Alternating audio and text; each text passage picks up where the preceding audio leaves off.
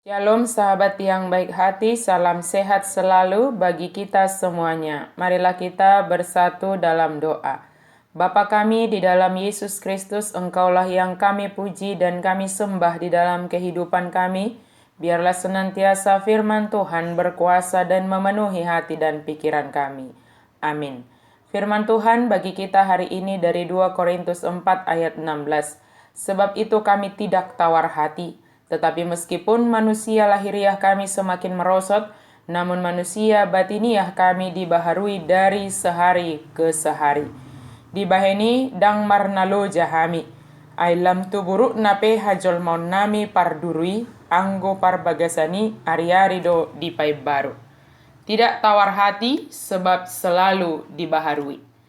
Tidak tawar hati merupakan sebuah kata kunci untuk membangun semangat kita kembali. Sebab jika kita tawar hati, maka tubuh lahiriah kita akan mudah merosot.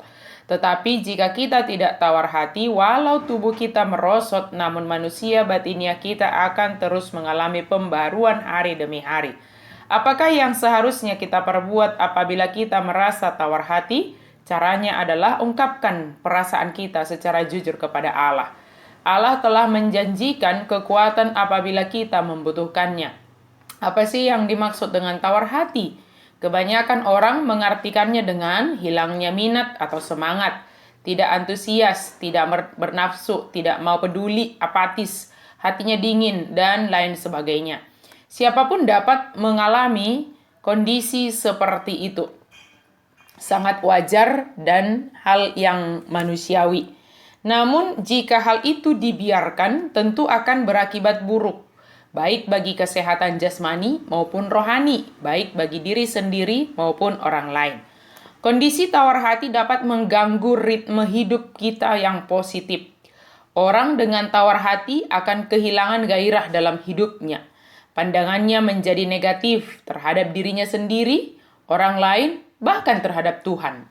Ia cenderung menarik diri dan tidak mau peduli dengan lingkungannya, bahkan tidak lagi peduli terhadap dirinya sendiri.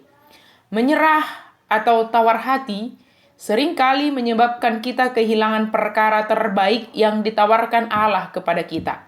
Sebab itu, kami tidak tawar hati. Tetapi meskipun manusia lahiriah kami semakin merosot, namun manusia batiniah kami dibaharui dari sehari ke sehari. Sebab penderitaan ringan yang sekarang ini mengerjakan bagi kami kemuliaan kekal yang melebihi segala-galanya, jauh lebih besar daripada penderitaan kami. Apabila hati kita menghukum kita, kita seharusnya jangan menyerah atau tawar hati. Apa yang kita alami saat ini mungkin saja dapat menjadi alasan untuk tawar hati. Namun, lihatlah lebih dalam bahwa Tuhan telah menopang kita dengan kekuatan untuk mengatasinya. Ya, kekuatan itu bernama iman. Ingatlah seperti yang dikatakan Paulus, pencobaan-pencobaan yang kita alami ialah pencobaan-pencobaan biasa yang tidak melebihi kekuatan manusia. Sebab Allah setia dan karena itu Ia tidak akan membiarkan kamu dicobai melampaui kekuatanmu. Pada waktu kamu dicobai, Ia akan memberikan jalan keluar sehingga kamu dapat menanggungnya. Karena itu, janganlah tawar hati. Pengalaman kita menghadapi pandemi COVID-19 dapat berdampak menjadikan kita tawar hati. Seolah-olah tidak ada harapan untuk semakin lebih baik.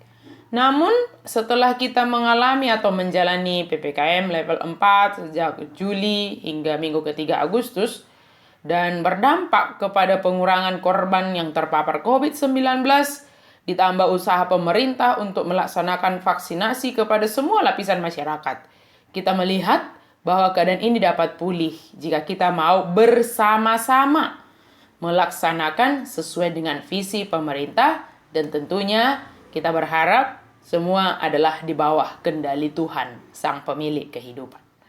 Pengalaman pahit, sakit penyakit, pergumulan hidup mungkin dapat melemahkan kita secara lahiriah atau yang disebutkan tadi membuat kita tawar hati, bahkan menguras tenaga kita. Tetapi Tuhan sedang membaharui batiniah kita melalui semua bentuk pengalaman hidup yang terjadi, yang sedang kita hadapi.